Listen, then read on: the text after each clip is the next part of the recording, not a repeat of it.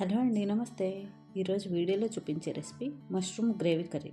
ఎవరైనా సరే ఈజీగా ఎలా ప్రిపేర్ చేయొచ్చో చూద్దామా? స్టవ్ మీద కడాయి పెట్టి 2 స్పూన్ల ఆయిల్ వేసుకొని ఆయిల్ వేడెక్కాక హోల్ స్పైసెస్ వేసుకోండి. తర్వాత 1/4 టీ స్పూన్ జీలకర్ర వేసుకొని అవి వేగాక సన్నగా తరిగిన ఆనియన్స్, 2 పచ్చిమిర్చి ముక్కలు వేసుకోండి.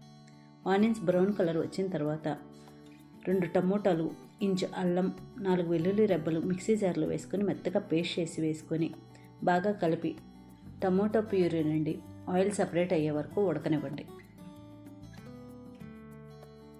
ఇలా ఆయిల్ సపరేట్ అయ్యాక 1/4 టీ స్పూన్ పసుపు, రుచికి సరిపడా ఉప్పు, 1 టీ స్పూన్ కారం, 1 టీ స్పూన్ ధనియాల పొడి, 1/2 టీ స్పూన్ గరం మసాలా వేసుకొని బాగా కలిపి 2 నిమిషాలు మసాలాలు వేగనివ్వండి.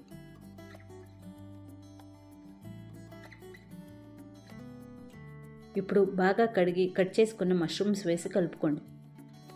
తర్వాత మూత పెట్టి మీడియం ఫ్లేమ్లో మధ్య మధ్యలో కలుపుకుంటూ 10 నిమిషాలు ఉడకనివ్వండి. మష్రూమ్ నుండి వాటర్ రిలీజ్ అవుతాయి కాబట్టి మనం వాటర్ యాడ్ చేయాల్సిన అవసరం లేదు.